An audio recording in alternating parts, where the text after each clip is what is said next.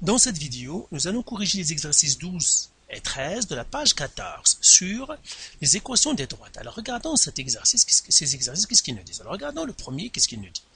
Alors ici, ils nous disent, lequel des toits suivants a la plus petite pente? Justifie ta réponse.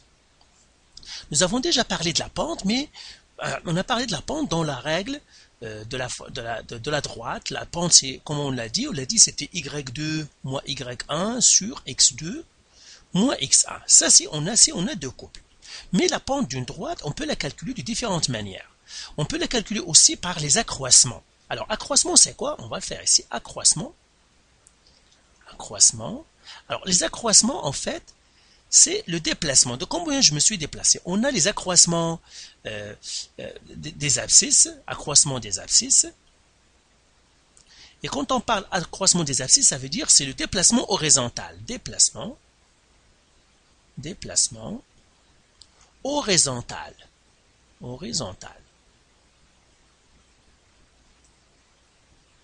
Il y a aussi accroissement désordonné.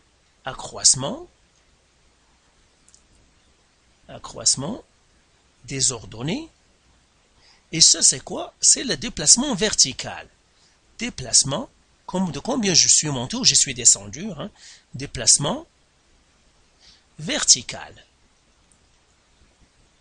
Alors ici, on les note, les accroissements des abscisses, on le note comme ça. Delta x. L'accroissement des ordonnées, on l'appelle delta y. Ce sont les accroissements. Maintenant, comment je calcule la pente? La pente, comment je la calcule? En fait, je fais delta y sur delta x. C'est ça la pente. Donc ça, vous pouvez l'ajouter à votre aide-mémoire, c'est delta y sur delta x. C'est le déplacement vertical sur le déplacement horizontal. Alors par exemple, prenons les exercices ici. Par exemple, nous avons la situation 1. Je regarde de combien je me suis déplacé horizontalement. Ici, je vois, je me suis déplacé de 12. Donc le déplacement horizontal, c'est delta x. Donc delta x est 12. De combien je suis monté? Eh bien, je me suis déplacé de 12 mètres et j'ai monté de 2 mètres. Donc delta y, c'est quoi? C'est 2 mètres. Donc ça, c'est 12 mètres et ça, c'est 2 mètres. Et maintenant, je peux calculer la pente. Eh bien, la pente, c'est quoi? C'est de combien je suis monté au descendu, donc déplacement vertical, qui divise 12. Et ça me donne 1 sur 6, qui me donne 0,16 périodique. Donc, par exemple, ici, la pente de ce premier, elle est égale à 1, c'est 0, c'est 0,16 périodique. Maintenant, faisons le deuxième. Alors, je vais effacer ici. Comme ça. Donc, les accroissements, en fait, ce sont les déplacements suivant x et suivant y. On fait le rapport, ça nous donne notre pente. Donc, prenons le 2. Le 2, de combien je me suis déplacé horizontalement, c'est-à-dire le delta x? Eh bien, horizontalement, ça c'est oblique, il me donne le oblique, c'est 14, mais je dois regarder l'horizontal, c'est celui-là, je ne le connais pas. Mais je sais de combien je suis déplacé verticalement, c'est 3 mètres. Maintenant, il faut que je trouve de combien je me suis déplacé horizontalement. Alors, ici, il ne faut pas oublier que j'ai un angle droit, parce que l'horizontal et le vertical, toujours, il y a un angle droit entre eux, et par suite, je peux trouver l'horizontal en faisant Pythagore. Donc ça, c'est ma cathète, sur une cathète que je cherche, disons c'est ma cathète B, ça c'est la cathète A, et ça c'est mon hypoténuse. Alors ici, je vais faire calcul de delta x. Pourquoi? Parce que le delta x, ici, c'est ma cathète ici. Donc ici, je fais Pythagore. Et là, je calcule une cathète. Donc la cathète que je calcule, c'est B. Donc je fais B à la 2 est égal C à la 2 moins A à la 2. L'hypoténuse à la 2 moins A à la 2. Donc B à la 2 est égal, C c'est combien? C'est 14. Donc je fais 14 à la 2 moins A à la 2 c'est 3. 3 à la 2. Alors maintenant, je vais faire la calculatrice. Alors on va faire clear.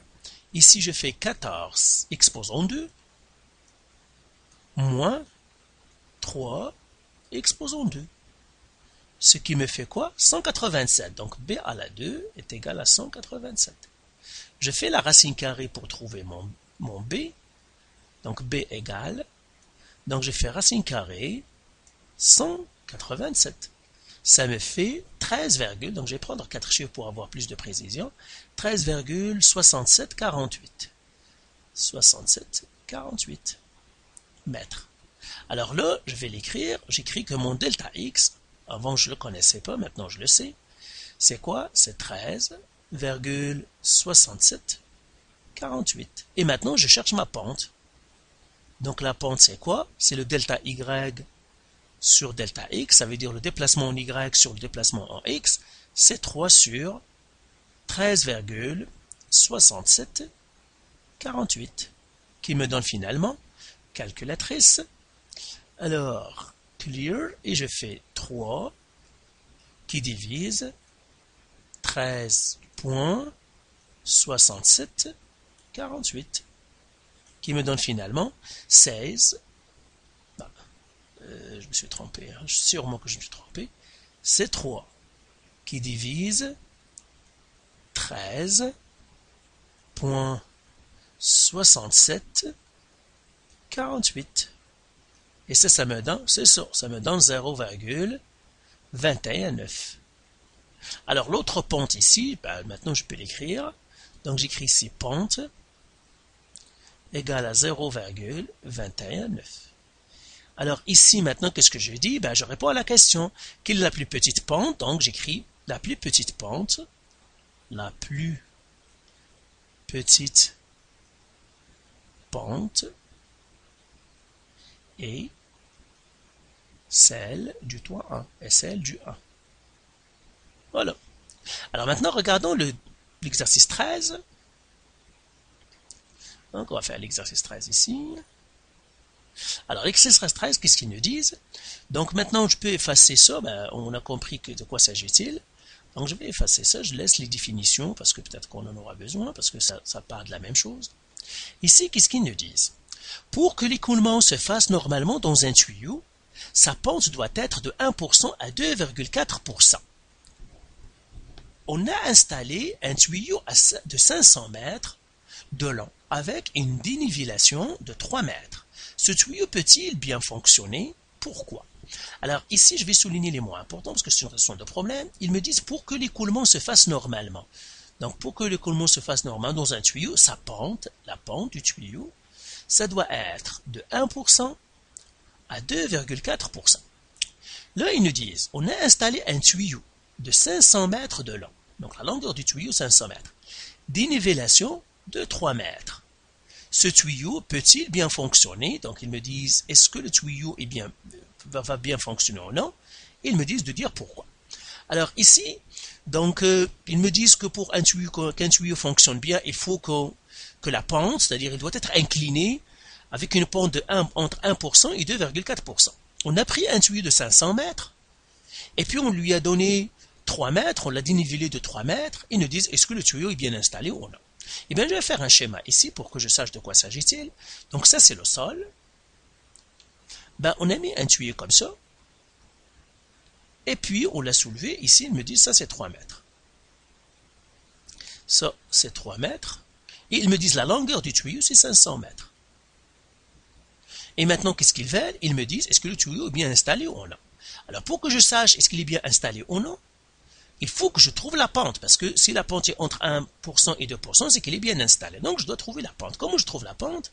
Eh bien, tout simplement, je vais faire les accroissements ou les déplacements.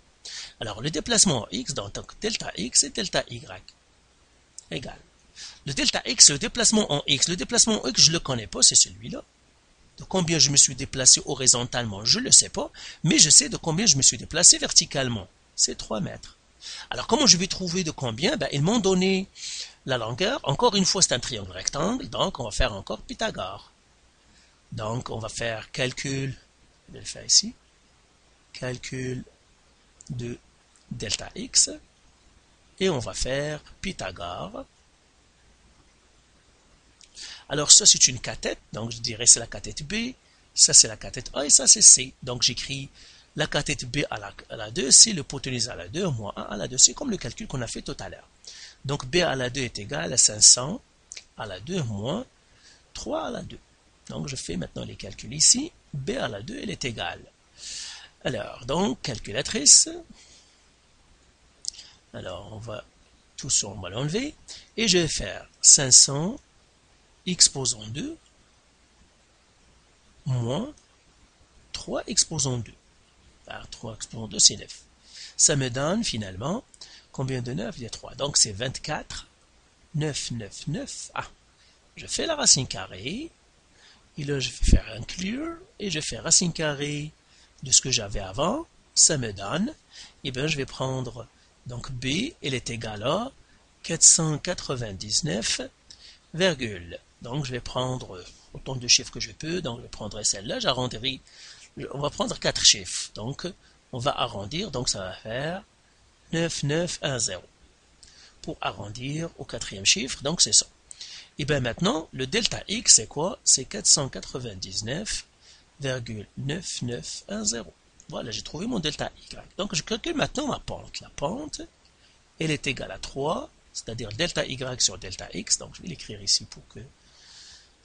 c'est bien toujours de répéter les choses parce que comme ça, on les retient. Donc, je vais vous les répéter. Delta y sur delta x est égal à 3 sur 499,9910. Et celle-là, donc la pente, égale. Alors ici, donc calculatrice encore. Donc ici, je vais faire clear tout ça. Et je vais faire 3 qui divise la réponse, ce que j'avais tout à l'heure, égale. Ça me donne finalement, et j'écris c'est 0,006. Mais ici, il me parle de pourcentage, les pentes en pourcentage, donc je vais le multiplier par 100 pour avoir le pourcentage. Donc, fois 100, qui me donne, pour alors voir la pente en pourcentage, donc fois 100, parce que les pentes, ils me l'ont donné en pourcentage, ça me donne 0,6%. Voilà. Alors maintenant, la pente ici, je pourrais écrire que la pente, donc ici, je pourrais écrire que pente du tuyau,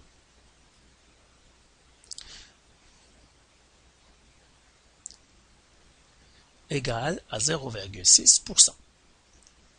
Et maintenant, je réponds à la question. Est-ce qu'il est bien installé? J'écris non. Le tuyau ne fonctionnera pas bien. Ne fonctionnera pas bien. Pourquoi? Parce que sa pente n'est pas entre 1% et 2,4%. Donc voilà pour cette vidéo, pour ces deux exercices. Faites les exercices du site et de vos manuels. Et si vous avez encore des questions ou de la misère, vous pouvez nous contacter.